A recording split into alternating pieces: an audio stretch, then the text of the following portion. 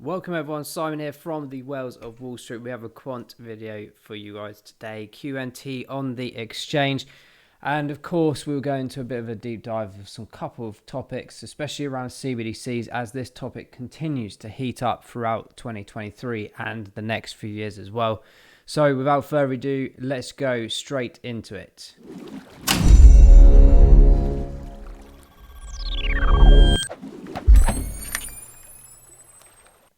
Okay everyone, let's talk about Quant. Before we do so, make sure you smash that subscribe button if you have not done so already. Welcome to the channel if you are new, and welcome back if you've been with us for some time. Guys, we cover a load of different topics, discussions, so make sure you check out the other videos as and when you can. And let us always know in the comments if there's a project that you want us to cover that we don't do so already. We're plowing through loads of different videos at the moment, trying to catch up. Let's go into this particular topic. So CBDCs, for those that don't know, this is very much the alternative to our existing banking and finance currencies that we have, i.e. our pounds, our dollars, our euros, etc. But formulating a digital version of it, so central bank digital currency. This is a topic that's been on everyone's mouths really for a number of years now. I remember recollecting information around CBDCs probably around sort of 2015, 2016, the kind of concept of it really, before we entered any kind of piloting, trialing, etc. So if you followed our channel for a while, you'll know that we cover all the different kind of projects that the BIS, the Bank of England, etc. are working on across the world. Projects like Project Jura, Helvetia, we've had Icebreaker more recently as well. Basically, what they're trying to be doing at the moment is seeing how each networks and frameworks work together. How well do they work together, and what needs to be implemented or integrated to make sure that they work harmoniously. But also simultaneously as well, if you think about the financial industry right now in terms of cross-border payments and the cost of all of that, it's quite expensive, and it's quite a long process as well. So in the instance of CBDCs and the ability to integrate with the new finance system, which is basically around the new RTGS system that comes in November 2025. If you don't know what I'm talking about, check out our previous video, which I'll leave at the end of this one, which is basically essentially replacing the existing financial messaging service, but also allowing the ability for new compliance towards digital currency. And when I say that from a governmental, political, geopolitical level, I'm talking about CBDCs. Now, there's pros and cons to this. There's always a big argument, and I think it's absolutely fantastic that more and more people are talking about this. So I'm very fortunate to be going to a Digital Pound Foundation event in the coming weeks. There is also one in April, I believe, which is open to the public. Definitely have a look on their website to see if you can get involved in that, because I think it's going to be a fascinating event throughout the day. But the one I'm going to is very much around the geopolitical side, the advantage, disadvantages of CBDCs, and who else is going to be in charge or basically fighting, if you like, for the general public to ensure that our privacy is safe, that albeit with CBDCs and blockchain in general, you can see, everyone's transactions, the history of them, everything like this. Can that be something that is relatively hidden, or is it something that will be open? And CBDCs will arguably boast the ability to essentially enhance the speed of payments, but also the ability to remove things like potential fraudulent activity, money laundering, all of these kind of things. But the potential disadvantages, which some companies, which we'll go into in a second, call this kind of a myth, is that there is an ability to be able to control this money, how much goes in or out, or whether you can indeed spend your money or not, based on behaviors, based on scoring, based on the certain earning mechanism. And it sounds quite laughable, really, but over the last couple of years, there's been a massive development in tokenization of everything. What I mean by that is you think about like play to earn, view to earn, move to earn, learn to earn. All of these things really do play a part in the transitional process of this potential application of a CBDC. Now, back in December, which is on our screen right now, we covered this, and basically 20 companies went ahead with applications towards building a digital wallet for the digital pound. So this is currently in the programming and developing stages for all these 20 companies. And so the deadline was 23rd of December, as we covered back then. And they've already started on this. So there's a bit of a budget towards this as well. But in general, around June time this year, with the exception that there might be a 1 month extension depending on how much they need and how far down their development is for the API, etc., and the DLT. Is to identify a solution for the digital pound that basically everyone would be using here in the UK. And I'm sure it's happening in other countries as well. It'd be really interesting. I might do a bit of a deep dive to see who else is doing this. But this is basically around June time, July time. I don't know if they'll make it public or not, but we might have a bit of an inkling as to which company will have been chosen to provide this solution. And can you imagine, if it is a blockchain crypto related company and we have access to that in terms of the ability to purchase their tokens, can you imagine that? And I've always said, I think the next massive bull cycle, I'm talking about the proper bull cycle, I believe truly will be heavily related to proper AI integration and CBDCs in particular. And that will take us to 2025 in my opinion. But this point being is that we're on the cusp, guys, of something very interesting happening to the way we live, the way we buy and sell things, but also the way that we hold and operate with money. It's really interesting. And as I said, there are pros and cons. And I absolutely love the passion that comes from you guys in the comments, because some people are like really, truly thinking about the negativity towards CBDCs, as well as some people obviously talking about the potential positive sides. I see both sides of the fence, but the most important thing, and that's why organizations like Digital Pound Foundation are in place and others as well, to ensure hopefully that they stand up for the people, but also not just for the people, but for the general financial industry in the country and overall, and to protect people. I think this is very important because we're now at a very interesting, lucrative stage where this could be switched on at any moment after June this year. And we haven't, as people, had the opportunity to deliberate this or show our concerns. I mean, to be honest, in history, and I've learned very, very quickly that this whole democracy aspect kind of went out the window a long time ago. I don't think freedom even exists anymore. And I don't even think voting exists properly either. So I think no matter how much we cry about this, I think it would be something that's integrated regardless. The question then remains right now is, well, what are we doing with our money? And, do we even have a choice in the near future to go, well, actually, I'm going decentralized or centralized? And it's a massive topic, guys. And as I said in previous videos, who knows whether we even have the choice? And I reckon 90% of the population, not just here in the UK, but worldwide, won't even have a clue that they had the option of a different solution, a different path to take. So it's really interesting to see what will happen with this. But the conversation around digital currencies as well, which is more recently written here by the Chief Product Officer of Quant. We've got Martin here. These guys are super clever. Quant is obviously massive in terms of its interoperability aspects. We've seen their recent partnership with Avalanche, and that adds to already the existing ones they have with like Hyperledger, Fabric, R3, XDC, Zimfin network. We've got Polygon on there. There's, you name it, they're building this bridge, guys, and it's quite fascinating. But they're also heavily involved in not just the advisory aspect through Digital Pound Foundation of the Digital Pound, but also just CBDCs in general. And this article is very interesting. I'll leave a link to it at the end if you can't find it yourselves. But it's very much around this. 19 of the G20 nations are now piloting CBDC projects. Now, just for the record, it says 19 here. There's actually, I believe, more than 80 piloting trials going on worldwide right now. So this is very interesting to see this further development, to be honest, of what's occurring in the CBDC world and the financial industry. And Quant has an ability here to not just be able to be part of that massive infrastructure, but it's also got the opportunity to essentially be a part of the operation of deciphering what CBDCs actually stand for and don't stand for, or should and shouldn't stand for. So for me, Quant is right in the middle of all of this. It's one of the top projects, the technologies that's doing a massive operation right now in the finance industry, as well as loads of other sectors and industries as well. But for me, this is one of the top ones that has a massive integration opportunity. And I love this article because it does talk about what's going on around the world, especially with like the digital yuan, etc. And I think that's important because their trial of their currency is actually arguably in utility phase right now. It's been used over the last couple of years, particularly with, I think, the Winter Olympics last year. They've done it more recently with the lunar festivals and being able to use that.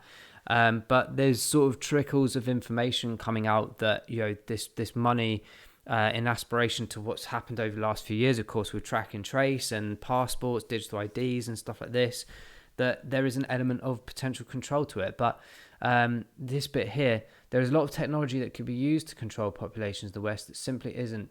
As a matter of political preference, a CBDC would be no different. So Quant's stance on this is to suggest that we should decipher this myth and suggest that actually there is nothing to be really concerned or worried about. But this being said, I still think that the people of the public, the general population, have a massive opportunity to be able to say something about this, or to at least understand it more. And I mark my words, because we've seen it over many years. I know how marketing works, worked in marketing for 12 to 15 years. And this whole campaign management aspect of, even with the basic universal income, we're going to start seeing posters about this on our bus stops. We're going to start seeing about CBDCs, guys. And in my honest opinion, I think CBDCs will be, the narrative behind it will be that it'd be a solution to stop things like recession, inflation, and all these things in the future. And they won't necessarily focus on the potential negative sides. They'll just focus on these things because everyone's so uptight, understandably, of the way the world is right now economically, and our bills are going up, our rates are going up, all these things. They almost won't care about the negative side. They'll just go, oh, you mean we can tick these boxes off and never have to worry about this ever again? Oh, brilliant. And not worry about the fundamental factors that we need to potentially think about in the future. And that's not me, throwing out, theories and stuff like that. It's a general consensus that CBDCs can go either way. And there might be arguably an opportunity for a compromise in the middle ground somewhere. But I still believe that a majority of people who are aware of all this kind of thing won't want it at all. And this also, again, kind of argues the point, well, cryptocurrencies versus CBDCs, and which one the governments and society, our shops, our retail outlets online, etc., e-commerce, which ones will we actually be able to use and not use, and who decides what we can and cannot use? Because I think it's very touchy ground right now. I can't tell the future, but what I have to do is prepare both sides of it. I am invested in crypto, and I believe that we can use crypto in great ways and to fix the world and utilization of a different form of payment. But I also know that CBDCs is on the horizon. And can we make money off projects and like Quant, for example, that are operating the frameworks and the integrations in the background for these kind of technologies? But then when we've made this money in the near future, can we even use the money we've made in these markets?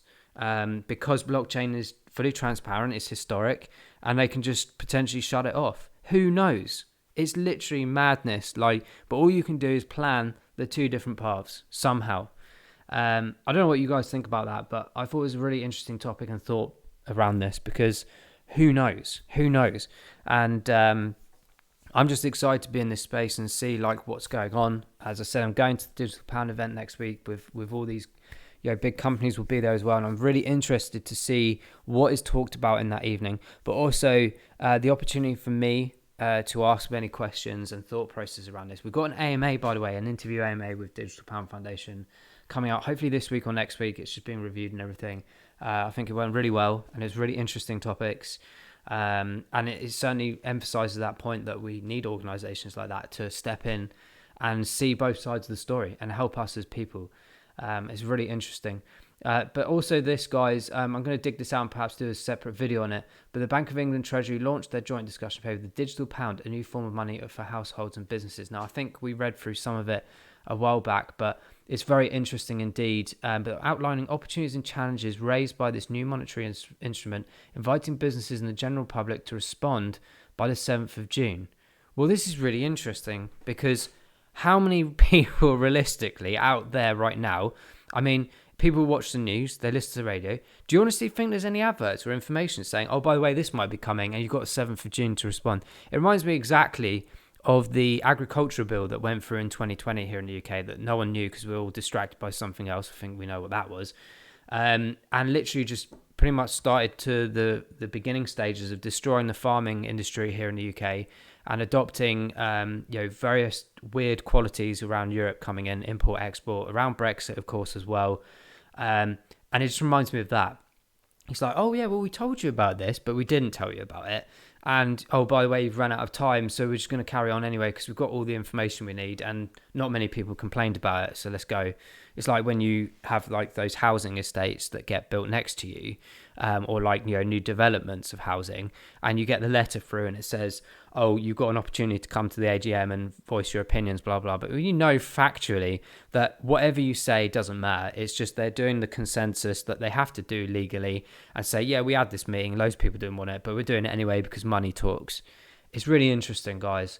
But yeah, as I said, there is an event around April time, I think, through the Digital Pound Foundation where you can actually see all these different companies like Quant, etc. going. I do recommend trying to register for that if you have an interest in this. And it could be an opportunity to ask those questions to the relevant people as well.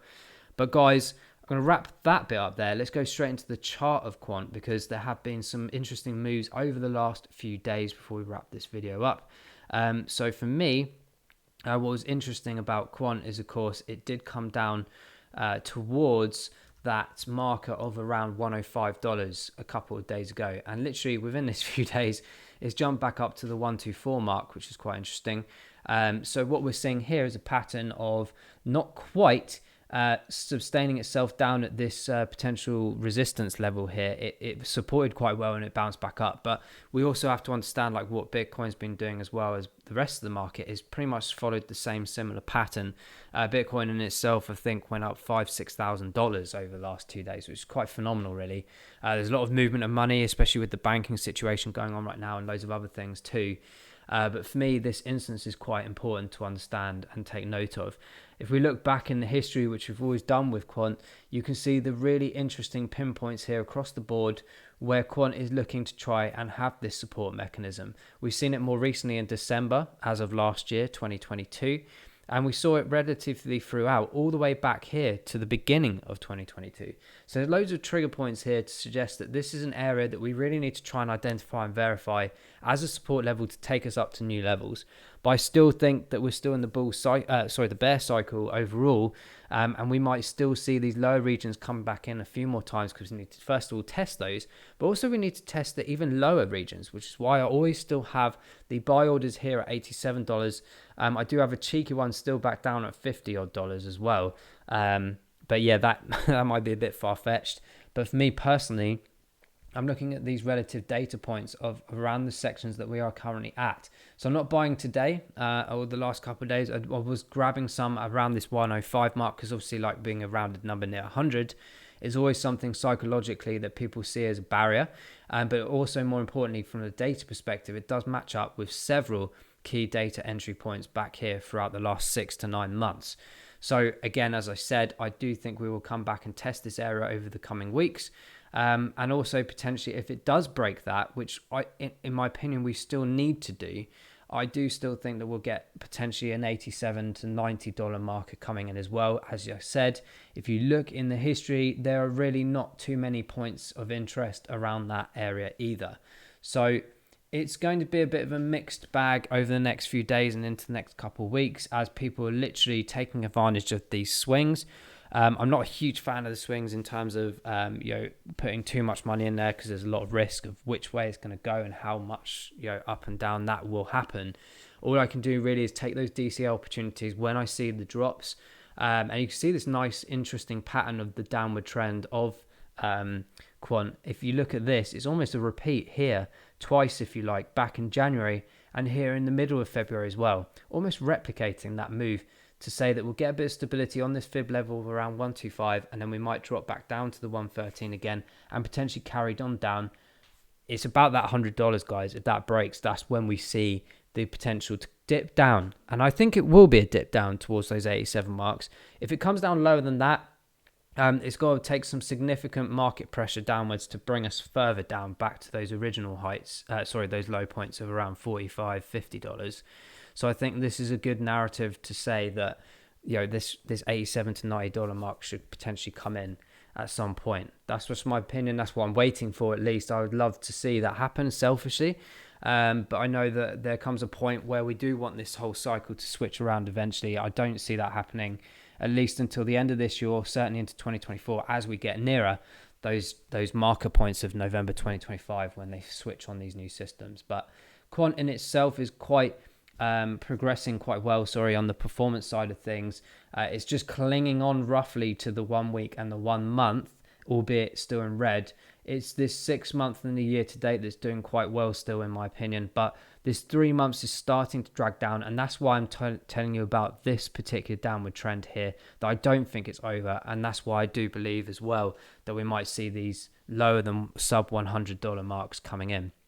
On the RSIs, 48 is on the 14-day, which is understandable because the last moves over the last few days, that was quite a lot lower over, I think 4 or 5 days ago. It came down to 24, which is a great buying opportunity. But I don't think it's over yet. I think there will be more coming in the coming weeks.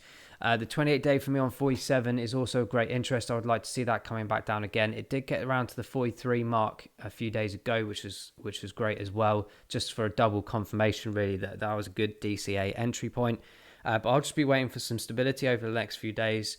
I'd be amazed if it does shoot upwards. There's no reason why it couldn't, because we do have more recently 2 strong holding points of resistance here to try and break over and then take ourselves up. And we did do that back in October last year, which took it up to nice new levels here of over $200.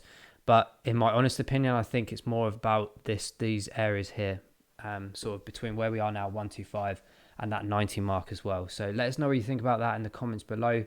That's what I'm waiting for. I'm for sure never usually buying on upward movements. I'll just wait for the casualness of trying to identify its new support lines and getting those lower entry points. So that's what I'm doing. Quant's got a fascinating story ahead of it, guys. Big things ahead. But let us know in the comments below what you've been doing with Quant over the last few days and what your thoughts around CBDCs in general. It's interesting either way for me. But yeah, there's definitely pros and cons. Show us your pros and cons as well. What you think negatively and positively about it. Really interested to know at this moment in time. Everyone's opinion matters. And I think that's certainly something I could even take with me to these events to say, there's a general consensus of concern and what's being done about it. So guys, hopefully you'll help me out with that. Thanks for watching. We'll see you in the next Quant video. Bye-bye.